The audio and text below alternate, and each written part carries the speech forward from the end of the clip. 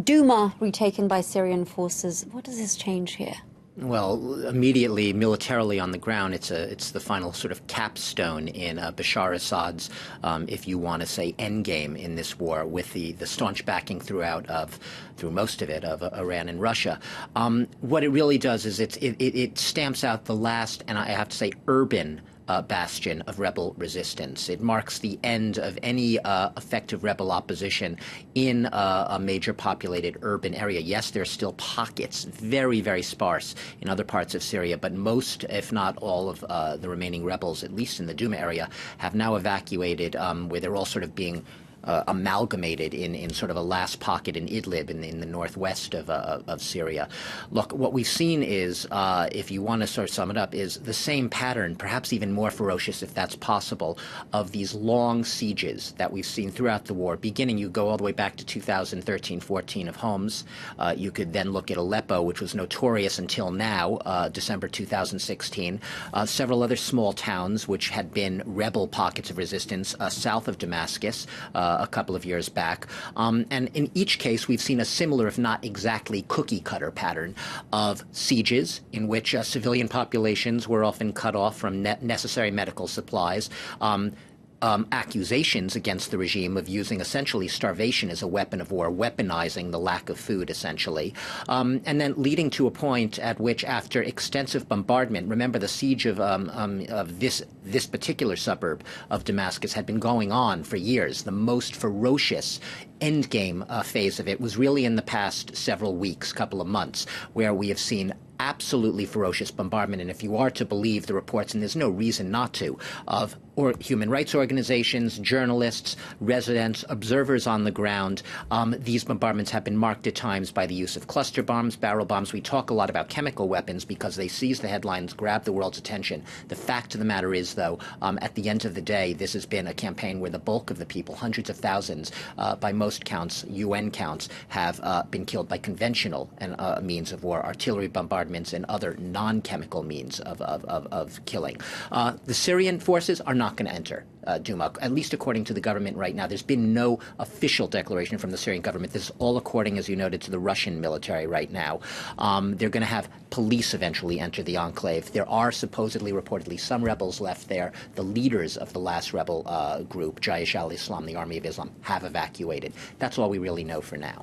Doug, I want to move away from the events on the ground to the international players. Of course, we heard from the French president earlier, Emmanuel Macron, saying that we now have proof. Of course, these allegations are going to be denied by the Kremlin. You know, denied by the Kremlin, and now the Kremlin, going back to my previous answer about Douma and what does this mean, essentially, the fall of it? Well, it now means that the Syrian government and the Russian military have control of the narrative over what happened in Douma. And why do I say that? I say that because they literally are surrounding the city and now control access in and out of that city in the absence of others. There have been media reports of the chemical weapons inspectors. We've reported already that the chemical watchdog, the OPCW, they are expected to deploy shortly. I don't have an exact timeline in Douma to try to get down to the work. Time is running out.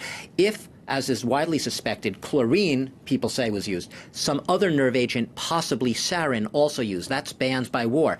In order to really ascertain and get to the bottom of responsibility, try to attribute responsibility, find if and when and how it was used, that you need within a week or so, 10 days at the most chemical weapons experts will tell you. So there's a race against time now between those on the ground in Douma who want to control that narrative, and I'm going out on a limb, this is speculation, and the chemical weapons inspectors who want to get as many bodies out of there as they can quickly through whatever porous breaks they still have to get them out so they can examine them and ascertain what happened before they no longer have access, before perhaps all those traces disappear. So right now, that is an absolutely critical aspect of what happens next here in the phases of planning. And Doug, I want to move on to a point that we heard from our correspondent Philip Crowther in Washington only moments ago, saying that Washington and Moscow are now trying to make sure that they don't go head-to-head in this conflict. Is that possible? Well, Is it possible? Yes. But obviously, we've seen a lot of rhetoric, and we just heard Philip report that, as often happens, almost inevitably happens in the case of Trump tweeting in diplomacy, he'll dial down. He will, if not back down entirely, he will change the narrative dramatically on the next day or within even hours after tweeting the original thing. And that's what's happening in this case. There are obviously, as we've heard the reporting, the administration, the Pentagon have their imperatives. They are trying to come up with realistic military options. You can argue they're all bad options, but that is their job as generals and military planners. Come up what should be done next, what are the president's options. As they do that right now, and they're looking at a smaller and smaller window right now, one of their major preoccupations is making sure that the Russians or Russian forces or Russian equipment are not hit. We heard the bellicose rhetoric yesterday, the Russians saying they will shoot down any incoming U.S. missile and also target the launch sites of any such missiles. Very bellicose rhetoric, and I get a sense the day later, both sides are trying to draw back from that brink, trying to take a deep breath. We saw last year in the aftermath of the chemical attack in Han Shekun, when Donald Trump had his one-off military action, launching the Tomahawk cruise missiles, there was a so-called deconfliction mechanism put in place there, a warning to the Russians so that they could get their forces out of harm's way before that attack.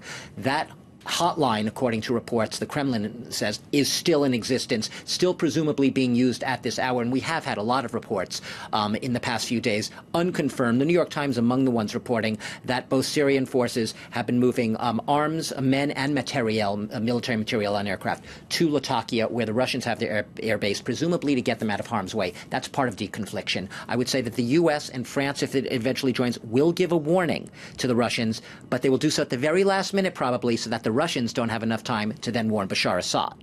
Add to that the other international player, Iran, saying they will stand by Syria and intervene if there is a strike. Doug Herbert, thank you for that analysis.